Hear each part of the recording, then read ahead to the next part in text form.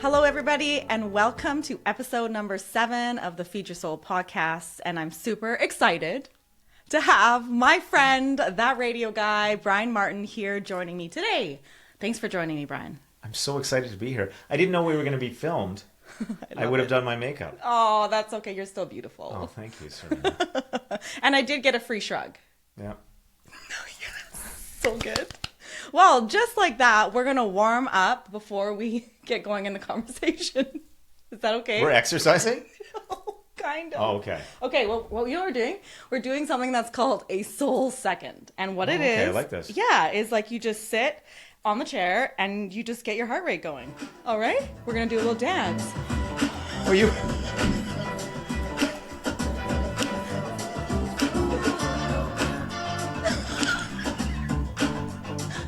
So good. Thank you, Brian. Isn't that awesome? Is that it? That is it. Okay, thank you.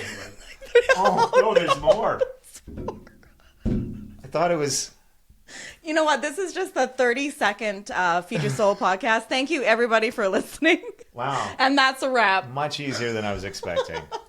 Oh my God. You know what's so funny is every time I say to people like, okay, before we get started, it's like a little bit of terror in their eyes. But I'm like, no, it's okay. It's just a chair dance. If I had to really dance, that would be terror. But no. You did really dance with me, Brian. We did. Yeah, we did. Stars, Dancing with the Stars. Dancing with the Stars. Do you remember what year that was? No, I don't. 2016? I think so. Actually, no, I think it was 2016. I thought it was 2018, but then I kind of was looking back at what we did, and yeah, it was 2016. I was in the best shape of my life. Oh, God, you were. And you know what? You could Running Man like nobody's business. Took me 6 months to learn it. I know, it was Learned really it the day best. before. We had so much fun. So Brian asked me to do Dancing with the Stars, and yeah, I loved it, Brian. I loved dancing. It was with a you. fun experience. It was. And you learn about people because we were just having fun, Yeah. and then it was like a week before, and we saw all the other dancers, and then you suddenly turned to me and you went, "We need to get a lot better. This is a competition. You're not taking this seriously enough." And we did. We brought it. We brought up our game, and we should have won. Maybe it's because we're kind of performers, in a way, which we were just talking about that just before we started taping, is that, you know, what it's like kind of getting up in front of somebody and like turning on like a performer mode that you think you have or that you think you don't have, but you actually do have. Yeah. Right? So that must kind of be, do you feel like that too when you're on the radio? I think so. It's weird being on the radio because oftentimes I don't even really know what's going to come out. Yeah. We don't script anything. Yeah, which you know? I think is great. It's just talking, like we're doing here. Yeah, I know. Yeah. So oftentimes after the show is over, somebody will say, "Oh, that was hilarious what you said." And I don't even remember really saying that. Yeah. So you're kind of used to, that's kind of just you then. Like, actually what I love about you is that Brian on air is kind of Brian who I know too. Yeah. You know, like you're not some sort of like, you know, somebody on the radio and then somebody else on the side. So I really appreciate that about you. And I was like thinking about all the things that we've done, and like I think I've known you for quite a few years. Yeah, a long time. And he used to do radio cut-ins at City Furniture. Yeah. And we would take pictures together. And we'd come up with fun ideas, you know. We did. Let's hang Brian off the furniture. Do you remember that? Yeah. And Let's then put Brian in a freezer. That's what Ryan remembered. He's like, you and Brian had a picture in the freezer. I'm like, we sure did. We did. So that was so fun. How long have you been in the radio business for? Ooh, that's a good question. In Vernon, 28 years. Oh, has it been? Yeah. Longer than you've been alive. Wow, yes, Ryan, you're right. I was just not even a thought process yet. Exactly. I think I babysat you. Yeah, you might have. Actually. Before that, maybe like 35 years. So was total. this something that you wanted to get into? Like, how did you get into it? So I have a history degree. Okay. Yeah. Yes, and It you use that well. Absolutely. Perfect. Useless BA. Yeah. And then I went to broadcasting school afterwards because so many people said, you ever thought about broadcasting? And I thought of a profession where I could act and goof around that nobody would see me. I would just be in a room where nobody would see me. Yeah. And that was radio. Yeah. And then it turns out you do have to do things outside of the room.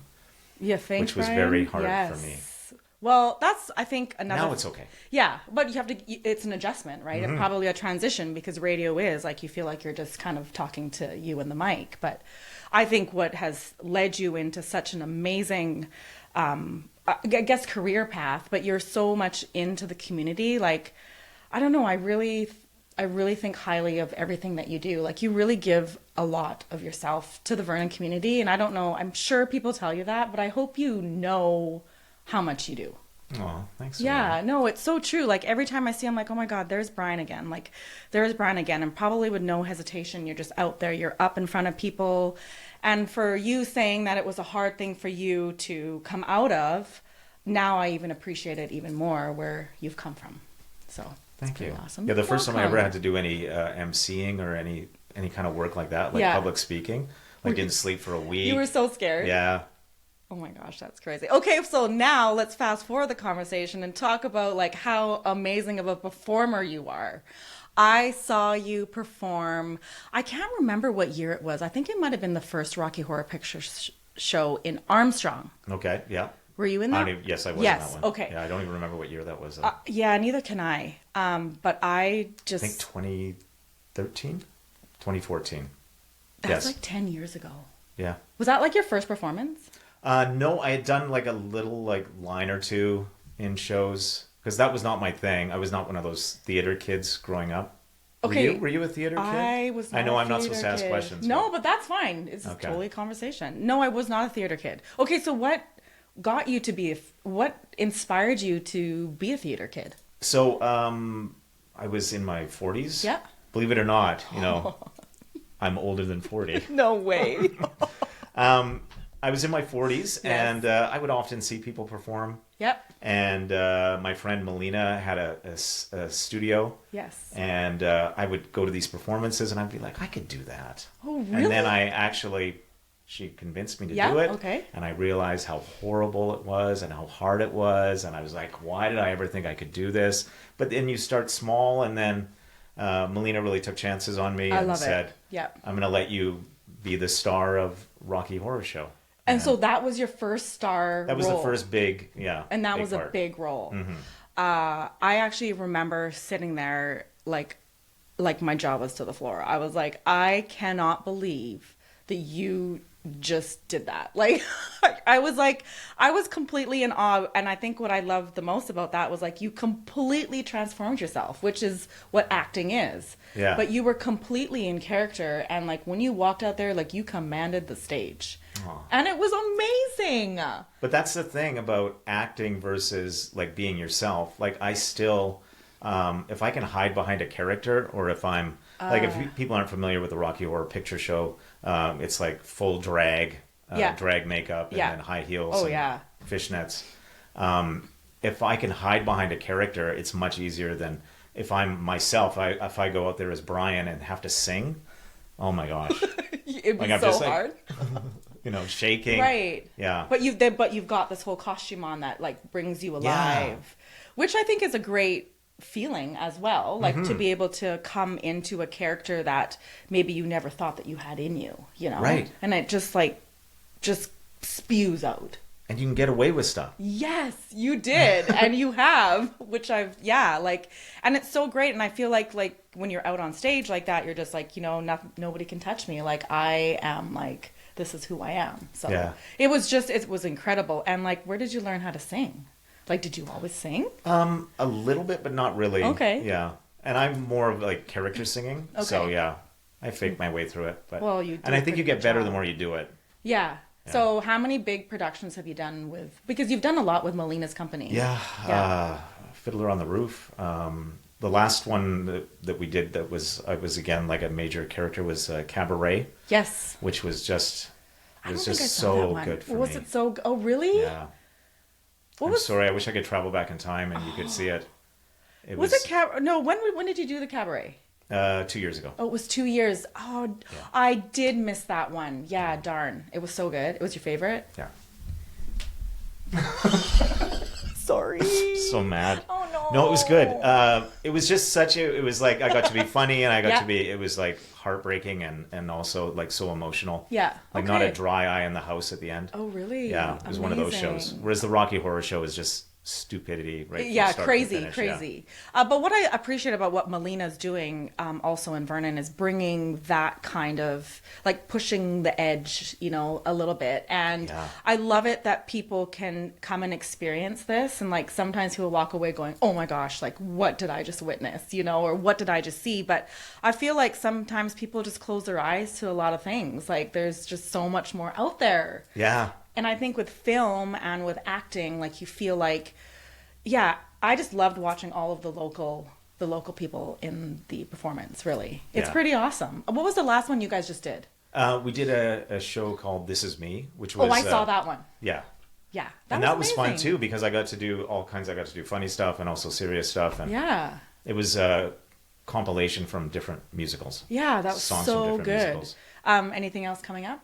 We're doing Rocky again. Oh, you are? Maybe. I love if it. my hips can survive. Okay, we were just talking about that before. Yeah. Before arthritic hips. Yeah. So and we were wearing talking heels, about running in heels. how we age, and like no one really like warns us, you know, about like when you do something and then like you wake up the next day and you're like, well, why am I sore? Like, Yeah. you know, and what your body goes through to do something like Rocky Horror Picture Show, like you're exhausted. Yeah. And then you have to do physio. Yeah, and your physiotherapist goes, what happened? Did you Well, I was wearing heels and running around. That's what happened. Okay, was it hard to walk in heels? Everyone asked me that. Wasn't that hard? It's kind of a wide, like I've never worn a lot of heels. Yes. As a short man, I would like to wear heels more often. It's empowering to be that tall. Yeah. But it's a wider base, I guess you would say. So it's easier It's to not walk like on. like I'm walking like on a stick. stiletto. Yeah. Okay. Yeah. Well, that's good. That's But the word, stiletto. Stiletto. Yeah. It's walking on sticks. Yeah. Yeah, stilettos. That's How so are you in funny. heels? You know, I'm not very good. Yeah. No. I mean, I try to be, but now I just like to be in comfort, Brian. Yeah. You know, as we get a little older, I like to be comfort. Yeah. Because of the bad hips. It's the bad hips and the bad everything in the joints. But anyways, we just keep going. As long as we look good. Because look at us. Actually. Two better looking people? I don't think so. One thing that Brian also did for me is you came on stage with me at my grand opening of Soul Studio. Brian, look at everything that you do. Like That was so sweet that you invited me. I did, and you came. Do you know what the funny story is? You saw me in Rocky Horror Show. Yeah. And then you said, can you come to the opening and do a Zumba number with me to open it up? And I said, I can't do that. I can't learn that. And you said, I've seen you dance. You can dance. And I was just like, I cannot. And then we did the first rehearsal. Yep. And in your studio. It was Bruno Mars. And then you looked at me and you went, oh, you were right. You can't dance. Do you remember? Yeah. But then you did do it. I faked my way through it. I think there was a video, there was a clip where I think I just looked at you and I was just howling. But I just loved that you came up. So that was also so special to me, for you just being like, sure, no problem. Like, yeah. So thank you for that. And thank you for dancing with me. I was happy to support you because that's Soul Studio meant so much to this community and to me and so many people. So yeah, it was so good. Wonderful. It was a great run, I think. Yeah. So it was so good. We did lots of fundraising too. Like, you came on the bike. Oh yeah. Yes. I got you on a bike. You know, actually, I think I've gotten Brian to do a lot of things. Pretty much, if you asked me to do anything, Yeah, I'll do it. you'll do it. Do you have any furniture you need moving right now? You might have done Heavy that too. lifting? You might have done that at the store too. Yeah, I a think couple so. times. Yeah. So that's good. So Brian, among everything that you've done, what was the favorite part that you played? So many great parts. I think for fun, I would say Rocky Horror Show. Yeah. For the most impact was Cabaret. Like I said earlier, it was like I got to have a lot of fun, and then it was like so serious at the end, like not a dry eye in the house. And there was a part where I mooned the audience. And so I'll be in Safeway, and then I'll be, and someone will come up to me and go, I saw too much of you. Oh my gosh. Or, I've seen your bum. You're like, and I'll really? be like, what? You're like, it wasn't me. I was in character. Yeah. That wasn't my bum. Yeah. What are you talking about here? Oh my God, that's so funny. Yeah. So how do you do it? Like, because you guys have shows like every night and sometimes a matinee and an evening? Yeah, sometimes, yeah. Like, are you depleted after something like that? Yeah, I think it's just like I don't get a lot of sleep anyway, and then like with a morning show, you're getting up at 4, so if you're doing a show and then you can't wind down afterwards, so you're not getting to bed till midnight, and then so I try to nap. Do you nap? But you do get depleted. Are you getting enough sleep, Brian, in your life? Should we, instead of doing this, should I just have a nap? Yeah, maybe. See? Does anybody have a blanket? Nothing weird about that. No, but I don't know. Like, do you ever feel like you don't have enough sleep? Oh yeah, all the time. But you've just learned to, I think you've just obviously learned how to just be with a few hours of sleep. Actually, Shanda Hill was talking about the hours of sleep that she does too. Like, it's This is an ultra athlete. You're comparing me to an ultra athlete? Well, but you know what? If she can do it, like, anybody can do it. Right. Exactly. But she said something like she sleeps like 3 hours or something like that. But like, to me, I always thought like your body does need like 6 to 7 hours of sleep, so they say, but you can function. So you've just learned how to function with less sleep. Yeah, and I think so, and I think it's fine. Like you fake it, and it's all about like being on the radio with no sleep is acting. Yes. And the young lady that I work with, Rebecca at Beach Radio, we will often like text each other, and it'll be like, I had 6 minutes of sleep. Well, I had 4 minutes of sleep, and then we'll come in, and then we'll still do the show. Play. It's not a big deal. That's right. You hit play, and then like you said, you're on. Like, afterwards you may collapse, but So when you go on vacation, do you sleep a lot? I try to. Okay. But I don't think. I don't know. And as you get older, you can't sleep as much. Yeah. And then you can't see. And then, maybe this is just a men problem with the prostate, but you get up a lot to go pee in the night. Yes. Yeah. So then you just don't sleep anyway. You told me that we were going to dig deep today. I love digging deep. It's so good. How many times a night would you get up to pee? So how many? I don't know. It depends. Just kidding. Depends. I'm going to start doing a spreadsheet, and I'll send it to you. But you know what? Like, do people know that? That's why I feel like sometimes, like, we were kind of blocked on, like, what happens when we get older. Like, even for women, like, everything that we go through, it's like, how come nobody warned us that this was going to happen? Why did Mom not say anything to me? At mid-40s, like, what is going on? And then you get into the 50s. Yeah. Which is where I am. Yeah. But you're staying fit. By looking at me. I try. Well, yeah. I'm really proud of you for that. I also like to eat. You do like to eat? Yeah. What's your favorite thing to eat? I'm more of a savory person. Okay. Probably pasta or a pasta, if you would prefer, whatever pronunciation you prefer. Yes, okay, pasta. And do you cook? Oh, yeah, I love to cook. You love to cook? I do all the cooking in the house. Oh, you do? Yeah. Is it like therapy? Yeah, I think so. If people like it, the food, but there's that pressure. Like if you have a big dinner, like a Christmas dinner or Thanksgiving, and there's a lot of people over, and there's a lot of pressure on you. Yeah. But you get a high off of like, I'm in the weeds. No, I pulled it out. Yes. Yes, and I've actually just recently started baking, and that's been my thing too. Like, 'cause I never used to be in the kitchen, but it's like, to me, it's kind of like therapy. But like, if I have to like make a bunch of things or a bunch of cookies, I'm like, oh my god, like, can I do it? Is it a challenge? And then in the end, when people say they love my cookies, it just makes me feel so good. And isn't that a thrill though when you've challenged that? Yes. And you took that on and made it happen. Yeah, and that's kind of how I feel like.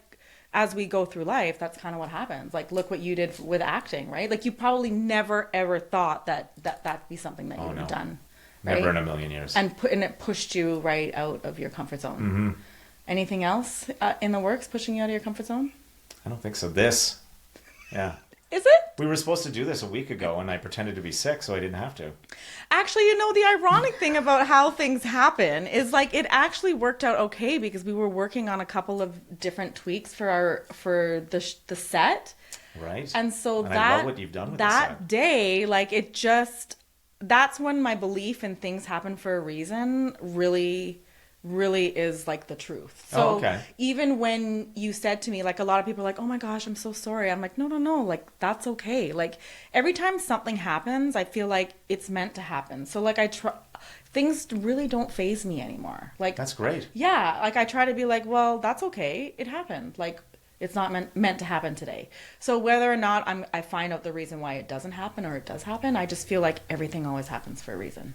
So my 2 days of intense stomach upset was because you wanted to redo your set? Yeah, maybe. I'm so sorry. Thanks. I cast that spell on you, right? Yeah, well done. It worked. I know, and you messaged me and you felt so bad. I'm like, no, No, no, I no, felt that's horrible. okay. But you know what? It just, you continue on and you move on, and that's what life is. I think you just have to like just figure it all out. Mm-hmm. And that's just kind of what you do. And you thanked me earlier for all the things that I've done for you. Yeah. What about you came on and did Dancing with the Stars with me? Yeah, because you're my friend. I had to convince you. Yes. And you were like, well, what is the commitment, Brian?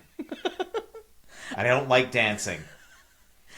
But I did it because I think like what you do for me, I do for you. Like I actually never would think twice, because we've built up such a great friendship. And even though like we don't see each other all the time, to me, like these are amazing friends that have come into my life, you know, and we've done a lot. I think it's pretty cool. And you even said some really nice words for me on one of the videos that was done for me when I was recognized at the Okanagan College. Right. Yes. Yeah. So that also was like really heartwarming. So thank you. You're a leader in the community and a great role model for women, young girls growing up. Thank you. This is supposed to be about me. I'm sorry. No, and that's okay. I'm You just sorry. putting in radio announcer.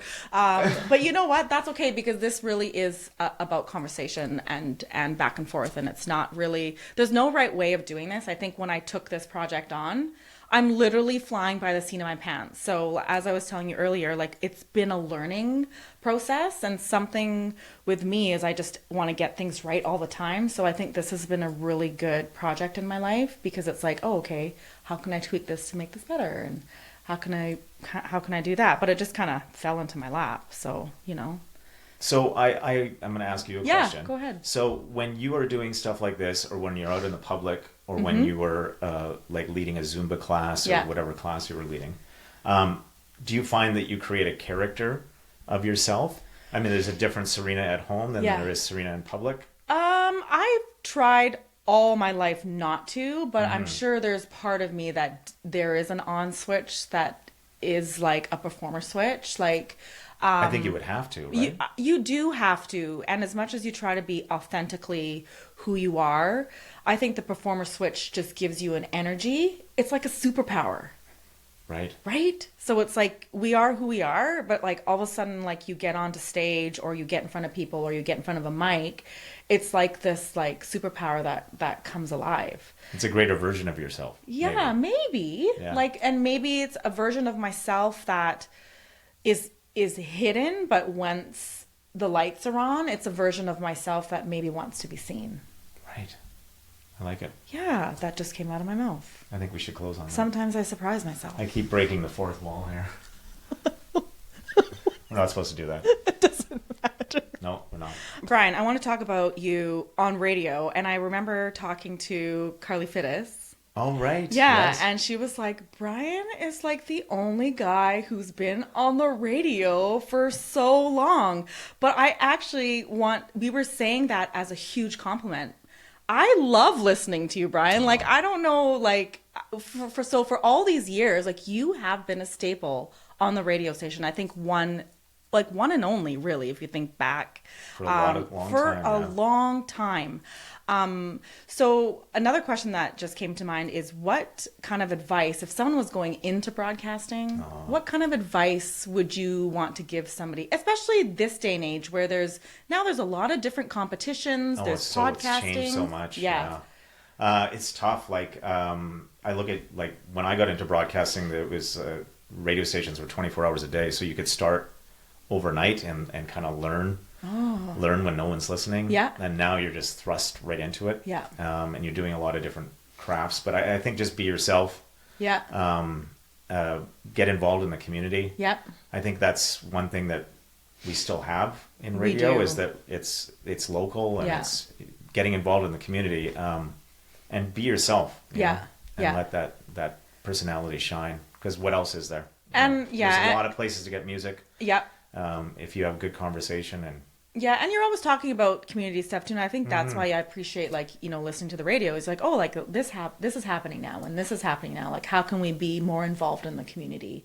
And a lot of people, you know, with everything going on, there's so much out there that a lot of people forget about community. They think that you source things from outside, or you do things from anywhere else, but community is really what is the heart of a city. Exactly.